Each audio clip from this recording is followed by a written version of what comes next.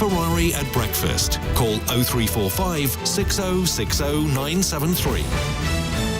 Well, 10 minutes before 8. It's a love-hate affair at the moment. You love seeing the Queen, and I think we should all celebrate the fact that she looks so healthy. But, fan of Jeremy Hunt deciding 4 years after quitting the post, 6 years in, talking about the NHS being rogue. I think he needs to look to himself for publishing the book in that fashion, but we'll take more on that in a moment. Let's come to matters very pertinent of the moment, and police will be permitted to use stop and search people without suspicion of a crime, under new powers to be backed by the Home Secretary. This is an effort to combat knife violence, although the government would point to the fact that the number of knife crimes has actually dropped. Let's get more details from Conservative MP and Safeguarding Minister Rachel Maclean. Thank you for coming on, Minister. How exactly will these new powers work then? Good morning to you. Good morning, and thanks for having me on. So what we are doing is we're working through with the policing partners and listening to what they're saying to us. We want to continue to bear down on this violent crime.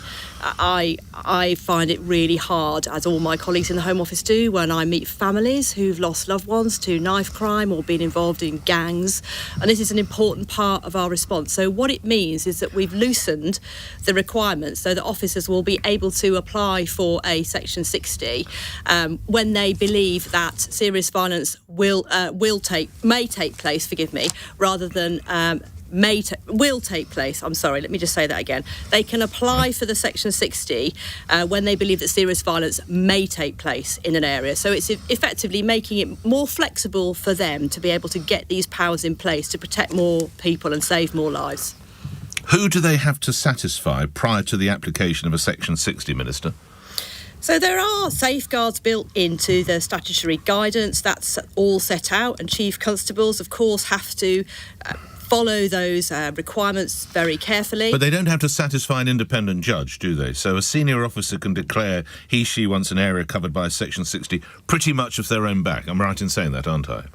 Yes, there are levels set out about the seniority of the officers that are able to apply for these. And don't forget, they are targeted in areas where we do see high levels of knife crime. I mean, we're doing some really good work in actually reducing the level of knife crimes and stabbings in the country, particularly in those hotspots. But we need to go further, and that's why we've given the police these powers. Yes, indeed. I mean, we need to say that there have been a huge seizure of knives, more than 50,000 knives and offensive weapons, and 150,000 suspects arrested in the 2 years to March 2021. So we need to pay credit to that. But I don't understand. If I am so perverted and so have such criminal intent that I'm prepared to carry a knife to help me go about whatever I choose to do, why would a Section 60 necessarily stop me, Minister? It's part of the overall policing response. Of course, our officers are out there on the street and they're taking all the long-term actions that I'm sure your listeners will be asking us to do, such as providing more opportunities for young people to do other things rather than getting involved in knife crime.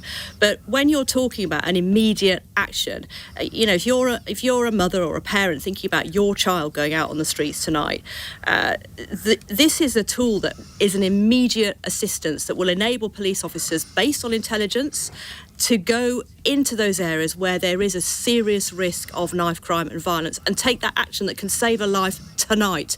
I mean, I can't imagine what it would be like to be a mother watching my child going out of the door thinking, is he or she going to come home tonight? And that's why we have to put these powers in and do more to protect families. How long is a Section 60 in place for? So there are various periods set out in the guidance under Section 60, and there are also procedures for applying for an extension. It's a time-limited process. How much time is a Section 60 in force? So I think it depends on the particular intelligence in the area. It has to be renewed. I think the time is 12 hours, but it has to be renewed on a proportionate basis when the intelligence is reviewed, and clearly when the risk is no longer there, then the Section 60 will no longer be there. But it's not 12 hours, is it? That's one of the new factors, isn't it? It's 24 hours, isn't it? Oh, forgive me, 24 hours. Sorry, I need another coffee. Okay, and it wasn't 12 hours prior to that, was it, Minister? It was 15, wasn't it? Yes, so there've been changes. So it wasn't 12. It was 15 and now it's 24. What happens if the police then apply to an inspector and seek an extension for a superintendent? What happens then? How far can it be extended? So there is another time period, which I'm sure you've got in front of me, and I'm sure you have too, because you're the minister who's been briefed for this. I'm merely the journalist asking the questions. Well, thank you. So I put it to you again. Right, okay. So obviously superintendent needs to authorise the extension. And from what hours does it go? From what to what? To where? What hours? What are we talking about, Minister? You're the person who's briefed. So you're talking about another extension period. Yes. Yes, so the point is that these are put in place in response to a specific threat. Yes, but what are the hours that a superintendent now can licence? I think it's 20... I don't think you know... No, I don't know. So... I'm being quite upfront with you. I haven't got the paper in front of me. Forgive me. Do you not think you should know, Minister? Well, I do know, but the fact is I've... well, if you do know, do share then. I'm so sorry.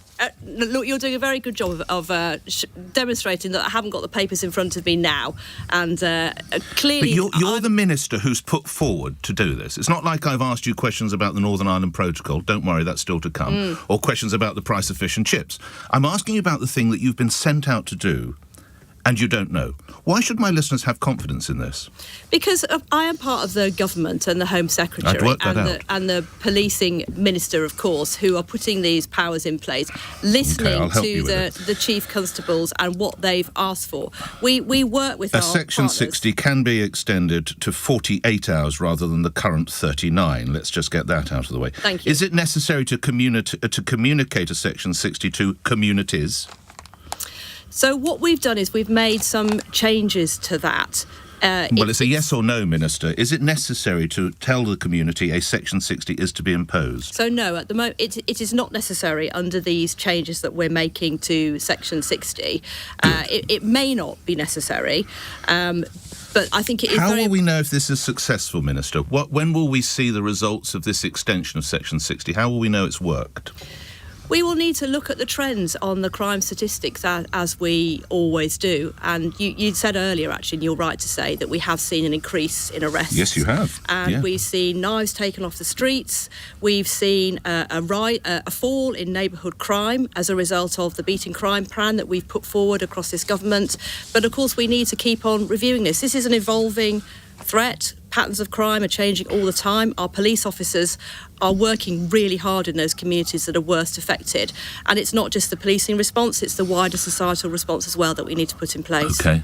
Lastly, if you'll allow that many people say that poverty can lead to further crime, what is the government doing to tackle the cost of living crisis? You may have seen projections by economists earlier today. We could be looking at 9% inflation at some point this week. Has the government got a plan? And if so, when might we hear more? Yes, of course it's a worry. We recognise that the cost of living crisis has an impact on every family in the country. And we are, of course, taking action. We've already made available £22 billion worth of support to families, and we've got local grants and local sources of support for people who may be struggling, and we've doubled that funding and put that in the hands of those local councils who are in touch with the local communities, who know where the support needs to go. But do you think that's enough, Minister? Do you think that's enough, Minister? There are people, you will know the demand for food banks is going up. There are projections of more children in poverty come this winter. Do we not need to hear more, or at least when we are going to hear more from this government, Minister? Yes, of course, and you will know that the Chancellor